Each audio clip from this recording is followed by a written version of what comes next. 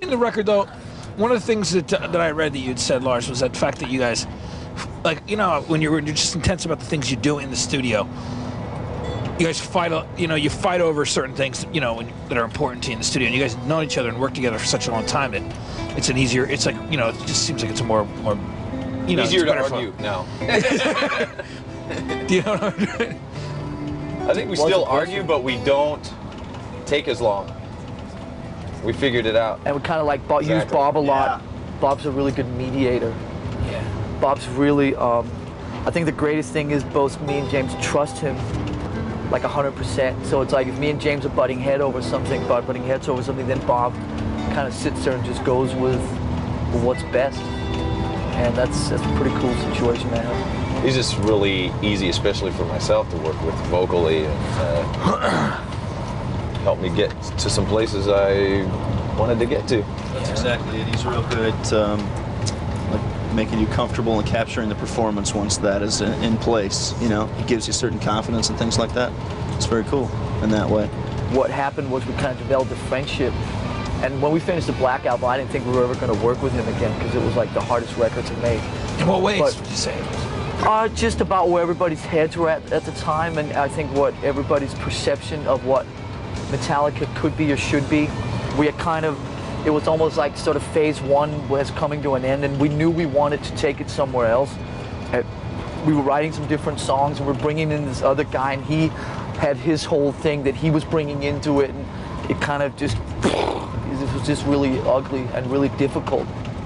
And then a couple of years later, when we sort of sat down and talked about we wanted to work with him again, in the meantime, we had kind of become friends. He'd come out and on the road and say hello and blah, blah, blah. And it was kind of pretty cool, but it wasn't a given, you know what I mean? But now I think it's a given. It's not even something we talk about. It's just something like, you know, okay, we're making a record called Bob, you know, tell him to be here on Thursday or whatever. This record was different than the other ones because we knew what we were coming into. We were already familiar with the songs. Songs were already rehearsed together and everything like that, already memorized. Most of the legwork was already done. The pre-production, all that was already out of the way. So we came in with a different headset. He had already been working on the songs for as long as we had, you know, for a couple of years or whatever. So everybody was in the same boat. Once we got to it, I was able to apply it pretty quickly, and then he was able to capture everything. Everybody was, like Lars was saying, the Black Album was so far, everybody was kind of askew, you know. On this one, everybody really had the same idea. We knew where we wanted to go with the songs. Everybody had it memorized. It was there, you know.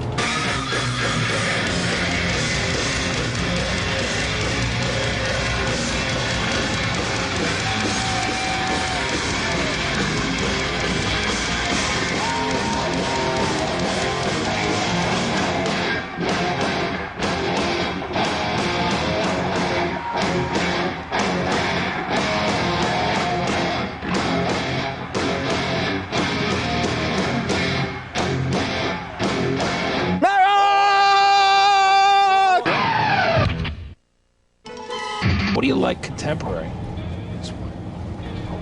Nothing. Jerry Cantrell's new album. I actually like the Portishead album. I think that's a great album. Portishead and Radiohead.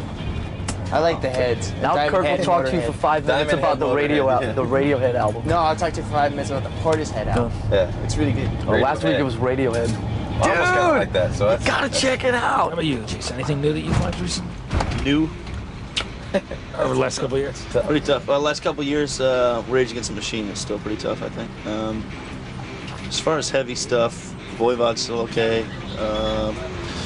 Fear Factory is okay still, as long as they're kicking. It's too bad that a lot of the bands that were really doing good and just seeming to get to their peak had to split up, Sepultura and Caius and that kind of thing. You know, that was always the cool stuff. So I heard Caius might be back together, so that'd be good. I really would like something to come out to knock my head in a little bit. Yeah, please. Yeah, Sepultura, it's a shame. I like the new Deftones album. That's cool. There's some great stuff on that, Around the Fur. They kick ass. The best hard rock thing that's come out this fall is AC/DC Box. Well, because it's all I love about Scott stuff. Yeah. Playing basically all of High Voltage and Let There Be Rock live. Yeah. It's really... Let There Be Rock was just a great sounding, gritty albums. all 8 of those songs. It's like brilliant. You hear it turn on, you just hear that, like, you hear the amp. Yeah, you do. Right away. Exactly. I was talking to Angus Young one day. He was telling me that when his older brother, was in the Easy Beats when he was producing the record, he said the amp caught on fire when they were doing "Let There Be Rock" the song. And he said, his brother said, "Keep playing, keep playing." We wrote 27 songs in one stretch, and basically Load was supposed to be a double album. That's what we went into the studio to develop, a double album. And then about 6 months later, Peter and Cliff came out to, our managers came out to San Francisco and said, we got a chance to play Lollapalooza, blah, blah, blah. And we were like, well, instead of trying to finish these 27 songs, why don't we just put a record out for Lollapalooza and go out and play Lollapalooza and do some touring of our own and then come back and finish the other 13. That was pretty much it in a nutshell. Reload are not remixes, they're not leftover stuff, they're not B-sides, they're the rest of the songs, the songs that we didn't finish. And I think they're the more extreme, and heavier and stripped down ways, different ways, because when you first get in the studio, you go with the kind of easier ones or to kind of break into the studio. So we got, the first 14 done, and these are the kind of more intense and a little more difficult ones, we had saved for the end. So that's, where these come into play now.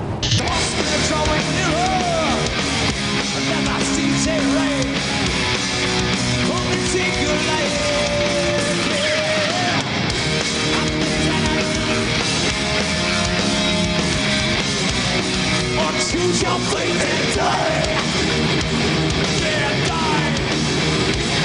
And die. Choose your fate and die. Fill up. I mean, this should be cool.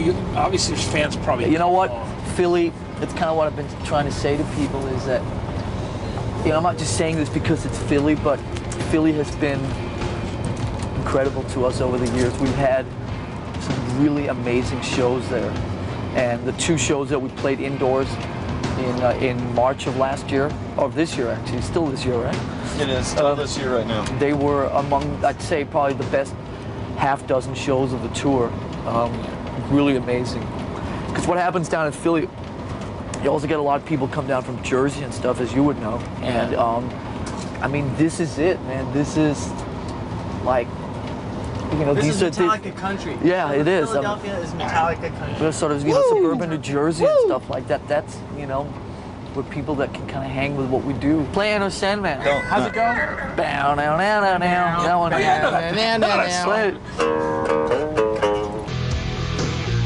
Cool! Oh, that's gonna be a hit. Hey, check out my new riff. It's gonna be huge.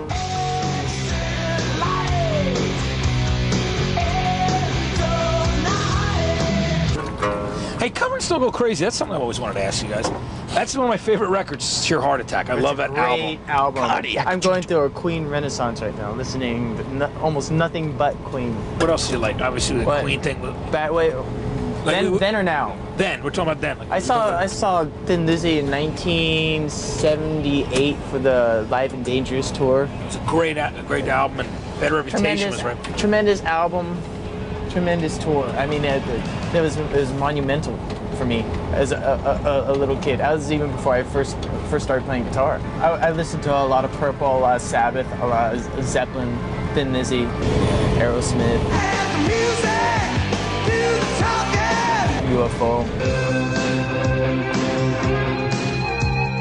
There weren't any American bands at the time that had a sound like UFO, and it was something completely and totally different. And I loved them for that.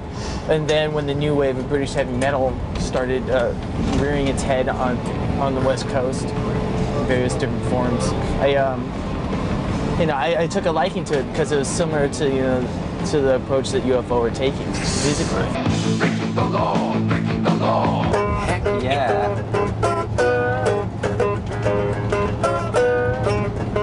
We had Boys Are Back in Town, kind of our intro song on one tour. The Boys Are Back in Town. It's like, yeah, fast. Put a lot of covers of cowboy songs. A lot of people been doing that. Pretty interesting. Really? Yeah. Super Suckers. Years ago material. I love Lizzie too. Those records are killing. The Super Suckers jammed on Cowboy song? Yeah, the Supers, they do Cowboy song live. Really? Wow, that's kind of cool. It is.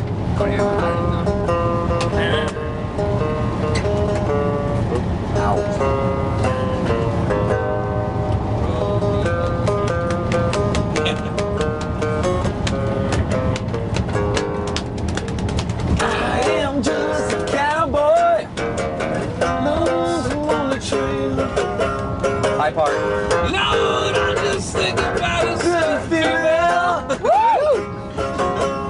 The time we spent together. Riding on the bridge or something like that. Looking All the southern girls seem the same.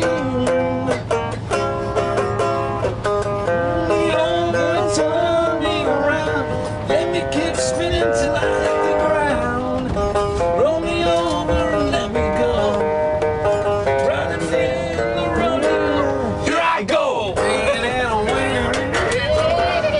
That's such a great lead there. Who was that, Scott Gorham or Robertson who played that lead? Robertson, probably.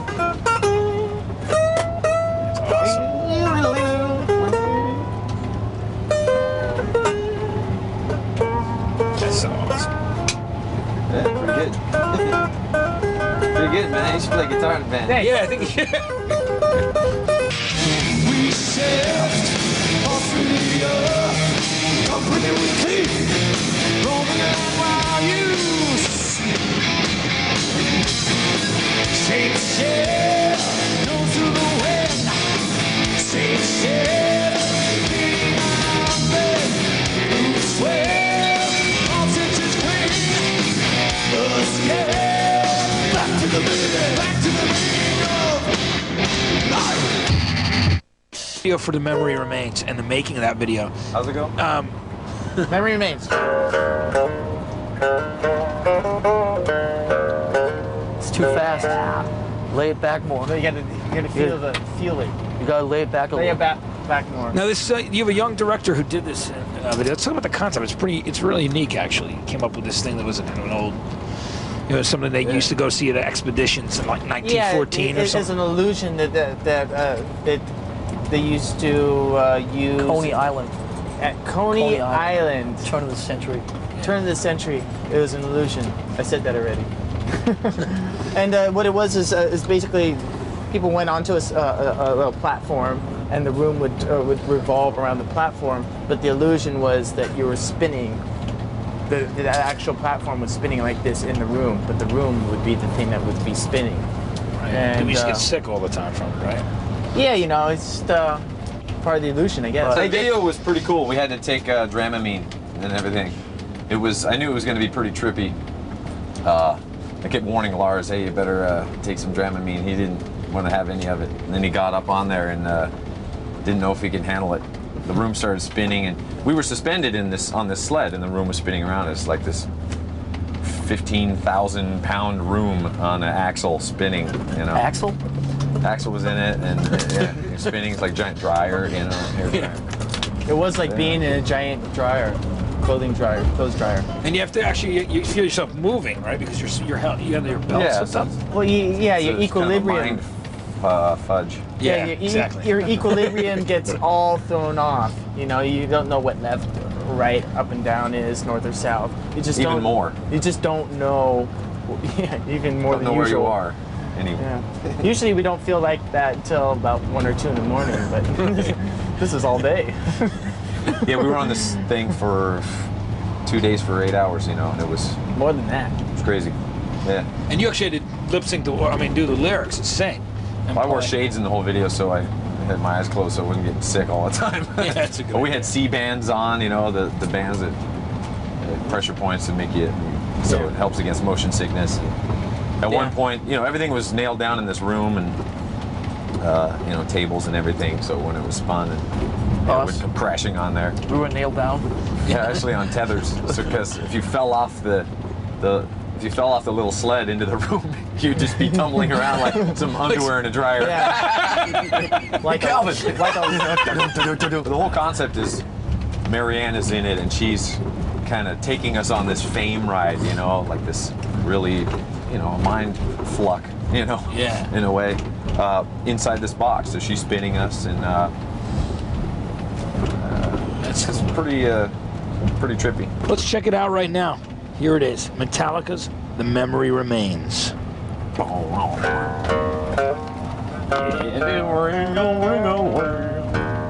Slow down.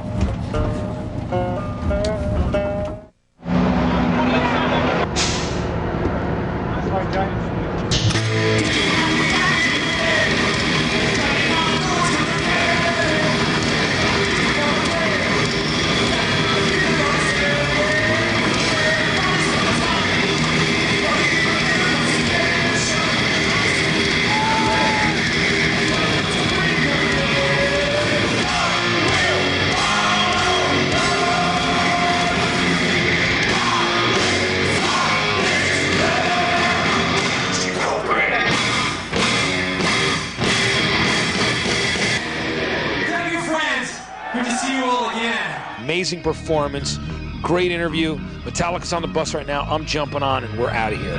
Anyway, from Matt Rock, I'm Matt Pinfield. I'll see you next time.